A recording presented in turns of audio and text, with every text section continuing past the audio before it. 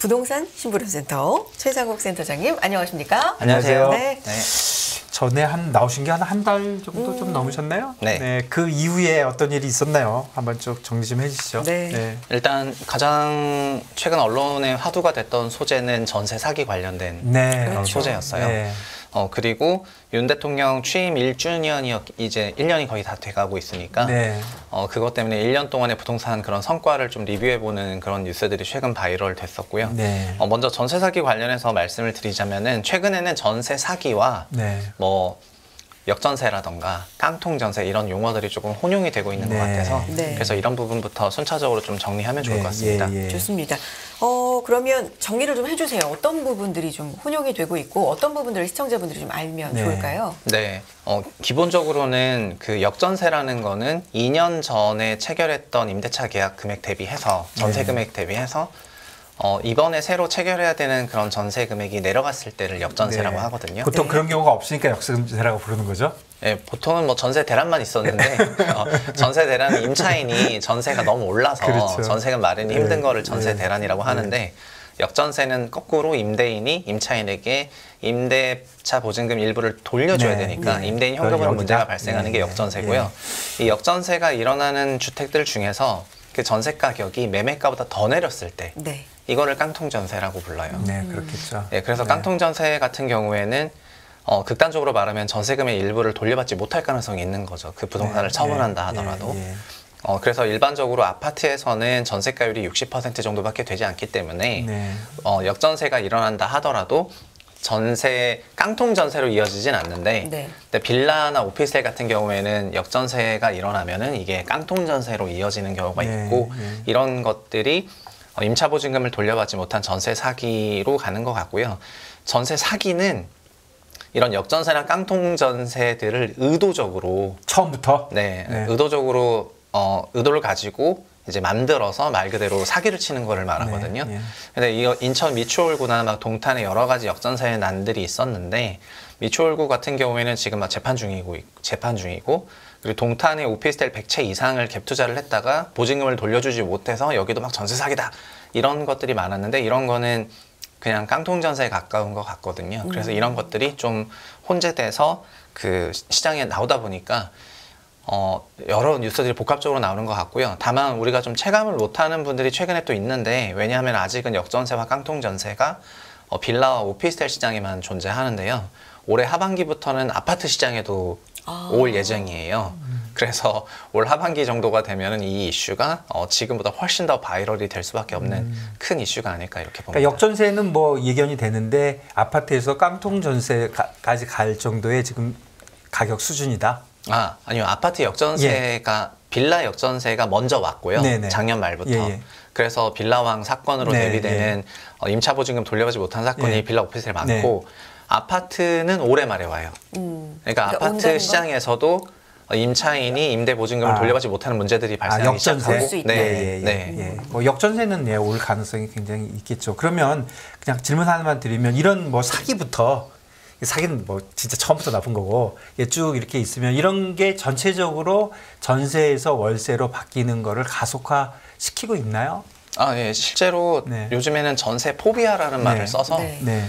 전세를 들어가기 굉장히 꺼려하고 자연스럽게 보증부월세 혹은 네, 순월세로 좀 가고 있고 네. 그러다 보니까 뭐 서울에 있는 여러 통계들을 보더라도 최근에는 월세 상승률은 높아지고 전세는 비선호니까 전세 가격이 빠지잖아요. 그래서 월세 높아지고 전세 낮아지고 하는 이런 과정이 조금 나오고 그리고 저만 해도 저 개인적으로 순전세라면은 이거를 보증부 월세로 전환한다거나 일부 금액을 어느 정도 버퍼를 두려고 하는 그런 임차인들의 시도들이 확실히 임대차 거래에서 많이 보이는 것 같아요. 그렇군요. 금리가 오르면서 사실 월세가 좀 늘고 전세가 주는 거는 많이 속도가 좀 가속화돼서 일어났었는데 이번에 사기 사건으로 인해서 조금 더 빨라지는 그럴 거라고 보고 있습니다. 네. 그렇군요.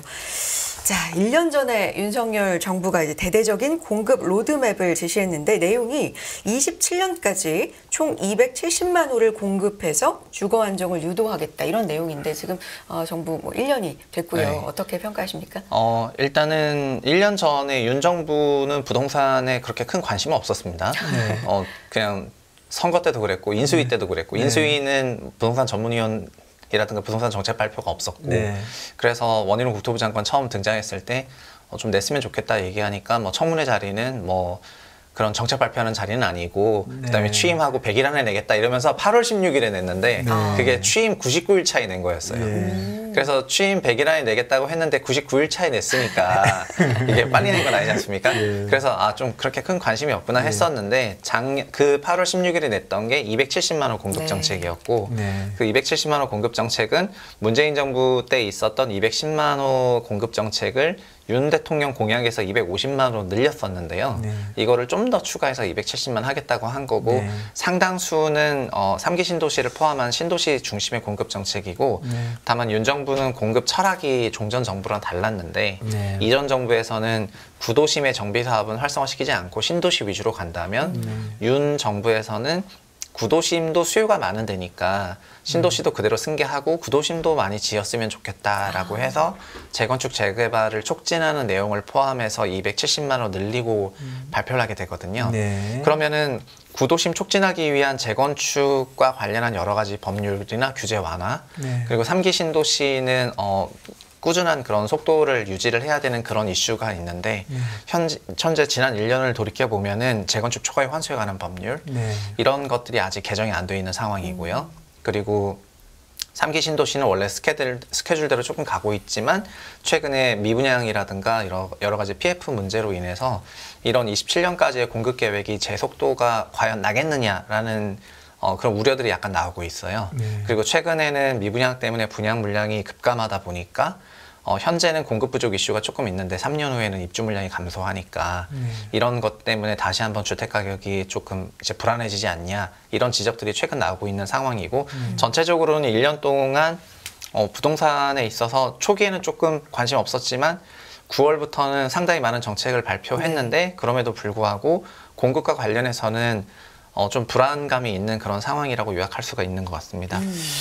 이렇게 보는 건 어떤가요? 처음에 뭐 8월 16일 날 취임 99일 만에 늦게 했다고 하지만 그때 주로 정부의 걱정은 집값이 너무 오르니까 네. 공급을 많이 하자 그런 정책이었는데 이제 와서 보니까 집값이 지금 뭐 오르는 게 걱정이 아니라 지금 내리는 게 걱정인 판이잖아요. 네. 그러다 보니까 뭐 조금 정책을 잘 이렇게 진행을 하지 않더라도 사람들이 뭐 걱정을 하지 않는 뭐 그런 상황입니까? 어떻게 이해를 해야 될까요? 예. 지금 속도 조절론이 나오고 있는 네. 상황이기는 해요. 네. 그러니까는 이렇게 수요가 약한데 공급을 그렇게 해버리면 네. 좀 공급 과잉이 나니까 더 네. 빠지니까 예. 그러면 공급 속도 조절을 해라. 네. 그러니까 종전에 사실 박근혜 정부 때도 2기 신도시가 있었는데 네. 2기 신도시만 하고 나서 더 이상 안 하겠다 이러면서 공급 조절을 굉장히 세게 했었거든요. 네. 그래서 지금 정부한테도 그런 주문들이 조금 있는 것 같고요. 네. 근데 저 개인 그냥 사견으로는 네.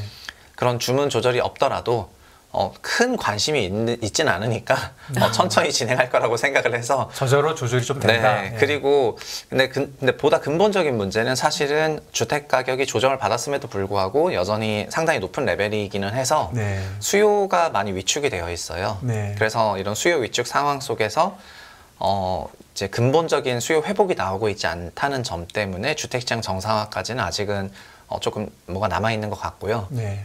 그리고 일각에서 제기하는 뭐 3년 후에 입주 물량이 적어진다라고 하는 이런 이슈들도 수요가 좀 정상적인 상황에서는 그게 되게 맞는 말이 되는 건데 현재는 수요가 더 위축되어 있고 이런 부분 때문에 그렇게 입주 물량이 없다 하더라도 현재로서는 별 위기감은 없지 않나 이렇게 바라보고 있습니다. 그렇군요. 네, 속도 조절론에 네. 대해서도 말씀을 해주셨고요. 전월세에게 좀 다시 돌아가 보면 네. 전용 면적 33제곱미터 이하의 서울 원룸 전세보증금 조사가 있었는데 올해 하락했는데 월세는 상승한 것으로 조사가 됐거든요. 이거는 앞서 말씀해주신 전세 포비아 이것하고도 연관이 좀 지금 있을까요? 월세 가격은 명목으로 확실히 상승 중이고 전세 가격은 하락 중에 있거든요. 네. 그래서 사실 월세와 전세는 전환도 돼요. 전환율이 있어서 둘이 그렇죠. 1억에 뭐 40만 원, 1억에 45만 원 이렇게 전환이 되는데 월세 올라가고 전세 빠지는 걸 보면은 전환율로 전환되는 전세보다 실제 단지 전세는 더 내려 있거든요. 그러니까 그만큼 전세의 기피 현상이 실거래 가격에 조금 나오는 것 같습니다.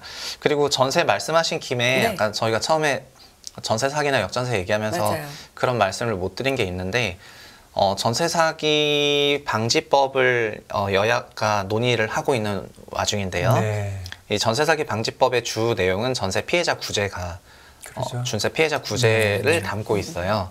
그런데 아시다시피 과거에 굿모닝 시티 분양 사기 사건이라고 있었는데 네. 이제 기억납니다. 김준성님 기억하실 건데 어마어마하게 유명한 사건이었고 그게 토지를 다 매입하지도 않고 인허가를 다 받지도 않았는데 너무 유명한 사람이 하다 보니까 네.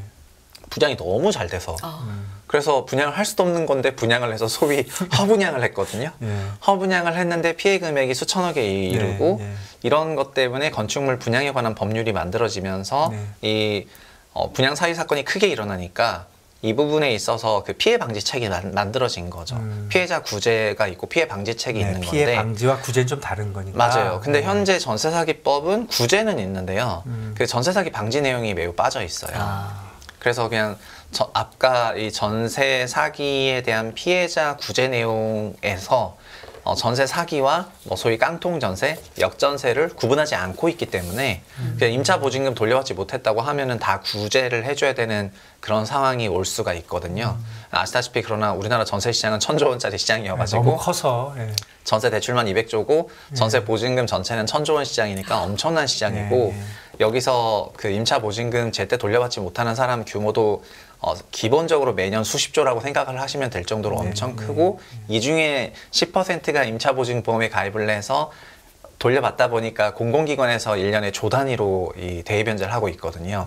이만큼 큰 거기 때문에 전세 사기 방지책이 이제 나와야 되지 않냐 이렇게 생각을 하고 있습니다. 구제보다는 방지에도 좀 초점이 네. 맞춰져야 되겠다라는 말씀이십니다. 자, 월세 얘기 조금 더 해볼까요? 강남 부동산 월세는 바닥을 짚고 반등 중이다. 뭐 이런 분석도 있는데 맞습니까? 네. 저도 주요 단지를 네. 뭐 헬리오시티를 포함해서 주요 단지를 좀 보면은 평균 월세가액이 확실히 4월로 오면서 조금 튀는 것 같아요. 언제하고 비교를 하는 겁니까? 올해 1월, 2월, 3월, 2월, 4월 이렇게 매월간 예, 쭉 예, 봤을 예, 때 예. 그러니까 2022년 같은 경우에는 전방위적인 임차료 하락이 있었고요. 네. 전세, 월세 할 것 없이 네. 매매가도 모두 빠졌었는데 네. 임차료 안정화가 일단 주택시장 가격 바닥을 다지는 거를 확인할 수 있는 되게 펀더멘탈한 지표거든요. 아, 그렇군요. 결국은 부동산도 현금 흐름 발생 자산인데 네, 예. 발생 현금 흐름이 올라간다는 얘기인데 네. 그거는 이제 가격 하락이 어느 정도 일단락 됐다는 거를 시사할 수 있는 부분이어서 네.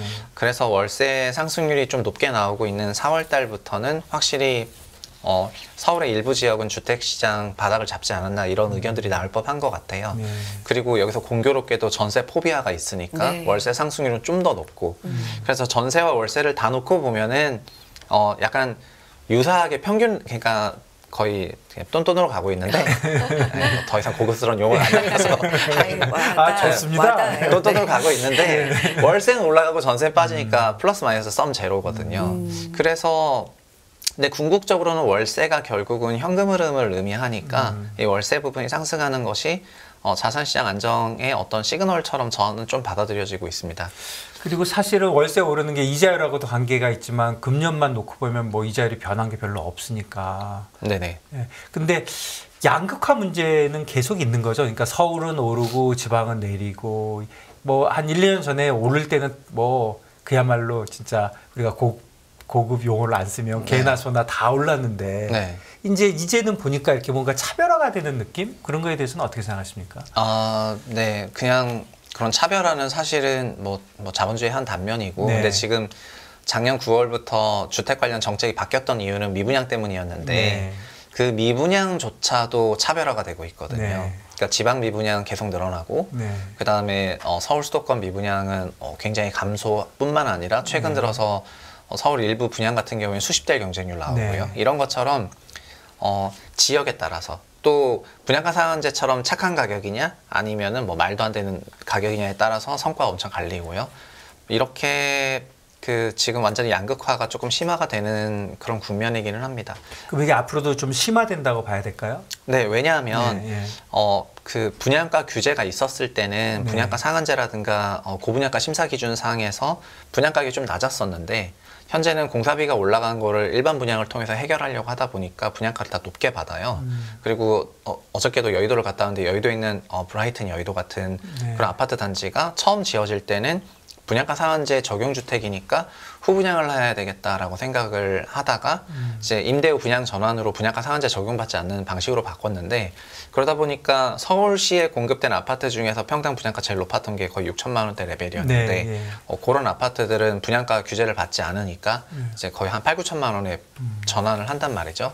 다른 일반 지역들도 분양가 1,500만 원이었어야 되는 데를 뭐 한 2,100만 원에 분양할 수 있게 되고, 이러다 보니까 규제가 풀릴수록 미분양이 늘어나고 분양가가 높아지면서, 그리고 이런 양극화가 지금 규제가 없다 보니까 더 생기는 그런 국면으로 가고 있습니다. 규제가 양극화를 좀 막았는데 이제는 규제가 없어지면서 더 심해지고 있다, 이렇게 네, 생각하면 맞습니다. 되겠습니까? 네.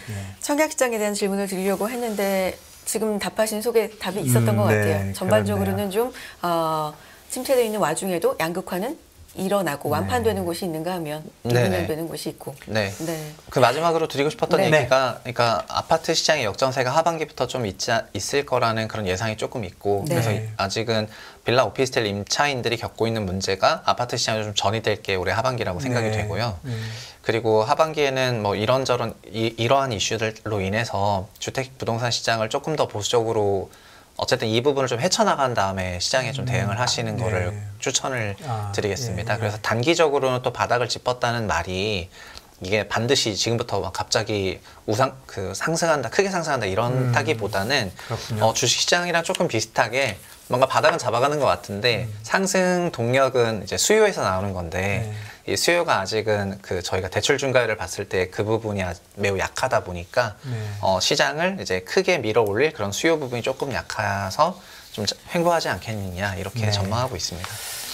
그렇군요. 일부에서 조금 변화 조짐이 있다, 바닥을 잡아갔다라는 거엔 동의하시지만 수요가 아직 따라주지 않는다. 이 바닥이 그러니까 이렇게 잡아가는 게 언제까지 될지 모르겠다라는 생각이신 거예요? 조금 더 네. 보태주신다면. 기본적으로 주택 네. 가격이 너무 높으니까 네. 수요가 못 올라오고 있어서 네, 그리고 수요를 억제하는 요인이 두 개인데 첫 번째는 경기고 두 번째는 네. 대출인데 경기적인 부분은 뭐 경제 전문가 풀한테 넘겼을 때 대출이 기본적으로는 대출 규제가 타이트해서 DSR 40%라는 규제는 사실은 21년에 도입될 때 보면은 마뜩한 근거는 없었어요.